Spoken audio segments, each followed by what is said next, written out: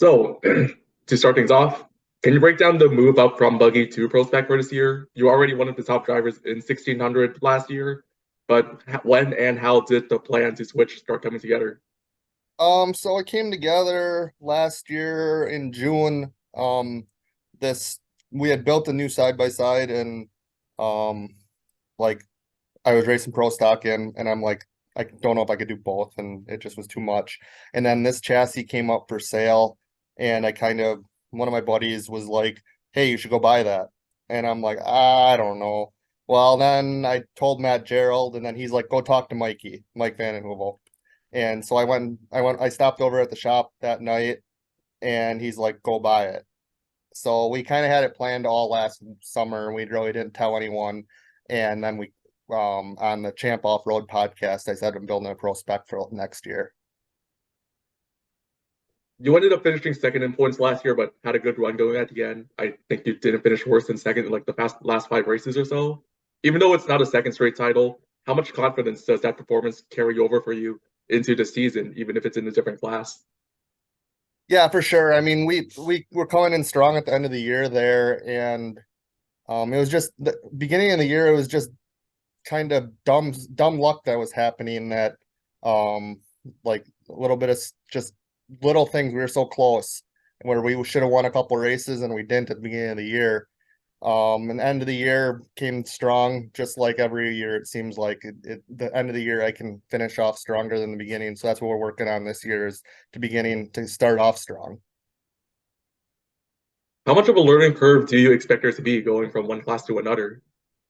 A ton. Going from a buggy and a side by side to a truck is going to be a huge learning curve, I feel. I got a lot of people behind me that I hope will help me make that jump quickly.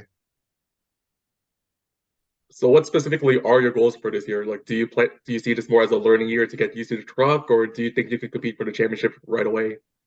I think we should be close. It's going to be a learning year for everyone, but the good part is this class is still fairly new. So there was four trucks last year. I think three of those are returning. And then the rest of them are all new. So everyone's in the same boat. There's a few guys that have they converted their own truck, so like they're familiar with their truck, I guess I should say, versus some of us coming in that it's all new to us. So for you, how has building the truck been? Like, how far along is the build, or if it's done already, have you gotten around to testing it yet?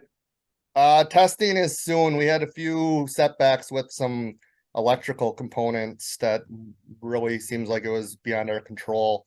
I started it for the first time this week, but we're having some little bit of issues. It should be close. I want to drive it soon. So obviously they're both different beasts, but can you break down like any specific similarities or differences that you found in building and prepping the Prospect versus the 1600 or side by side? They're all really similar to the same. They all have the same components, I guess I should say. It's just some stuff's bigger on others, and it's like I said the other day, like the truck's just a big buggy. It's got all the same components. It's just where they are and how big they are, and a little bit more fluids and stuff like that.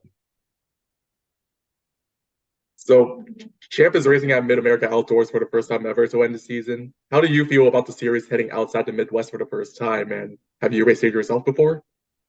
I've never been to Mid America. I did go to their event at Wheatland last week just with some side by side guys, and they seem like they have a lot going on. I'm not sure there it was I guess Champ is ran a little bit streamlined more. They're still learning down there. But I'm excited to go to Mid America, and they said that they're spending like $50 million on the track or something down there. Like it's pretty insane kind of money going around. Hopefully it all pans out and it's fun and good, and like that facility seems top notch. Yeah, and I believe Mid America recently bought the West Coast series as well. So what's your view on kind of how short course has been developing these past few years? It's I think like the last few years it's been at its top. I guess the West Coast guys all coming out here, like it's hard on them, and I could see how it'd be hard on us to go out there. So there's kind of needs to be that happy medium between the two, I hope, I guess. I don't know where that's going to happen. I mean, maybe this will open some doors, the Mid-America. I think Wheatland really needs to be on our schedule. That's the first time I've ever been there, and that place is insane. Like it's a cool track. So I guess sticking more in the Midwest thing, of the other tracks that are on the champ schedule, which one are you most excited to race at in your truck? Probably ERX or Bark River's right there too. Like between those two. Crandon's fun, but it has all the hype and it just brings more stress on yourself just with all the hype and I mean there's just getting around there. There's so many people there in the fall and it just I've done good well at Crandon and I like Crandon. I've been going there for 30 years, whatever, my whole life. But ERX definitely the flowiness of that track is the best, and it sets the drivers apart versus just holding it wide open. So outside of Pro Spec, what else do you have planned for racing this year? Like, are you going to do racing in any other class or with Soda again with IOTA or some other series? I might run the buggy a little bit. We didn't sell that yet. If the opportunity comes about to drive something else, like I'm gonna race the buggy at Dirt City race in 2 weeks, I believe. Soda, Iota, if there's time, I'll go run one of those just for. I mean, I learned that 2 years ago, racing the side by side and the buggy. The more seat time, the better. Like, doesn't matter what you're in, seat time and that's like last year towards the end of the year, I started running a light buggy at the soda races a little bit, and then I ran it at Bark River, and then like just that seat time made me better in my own car too. And I guess on the topic of Soda and IOTA, I'm sure you're aware just like that whole split between the two that led to IOTA being formed this year. Can you offer your thoughts on that situation, or is it more like just racing is racing for you? Yeah, like I try to stay out of all that. Like I was involved in that at the beginning, like back when Gravity came about. I was involved a little in the beginning of it, and I don't want to be involved. Like it, I'll go race, but I'm that politics isn't my thing. Yeah, that's fair. So it's probably too early to look deep into the future, but if things go according to plan, what's your plan for the future? Like, do you just plan on climbing the pro truck ladder into Pro 2 or Pro 4, or is there any other sort of racing you'd like to try? I'm not sure. I guess I mean, if the window of opportunity for something's out there for sure. I think the truck is the goal for everyone to get into a truck at some point.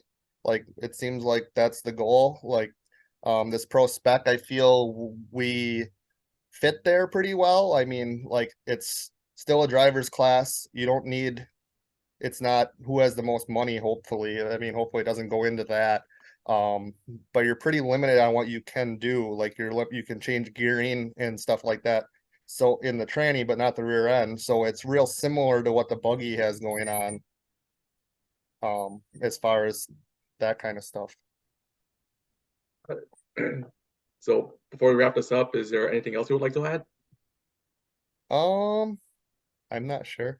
Like, yeah, like give a shout out to I'm any excited. racing? I'm excited. I'm excited on this. Like it's getting exciting. Like now, I couldn't do it without everyone involved.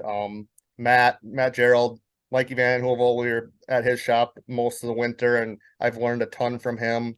Jace at FabWorks, he got the aluminum done, and it like he knocked that out of the park. Like it's a little over the top, but I mean he spent his time and he wanted it to look perfect and like it's probably one of the nicest out there for aluminum wise on all the trucks. He's been doing a lot of the side by sides and I've helped him along the way on that.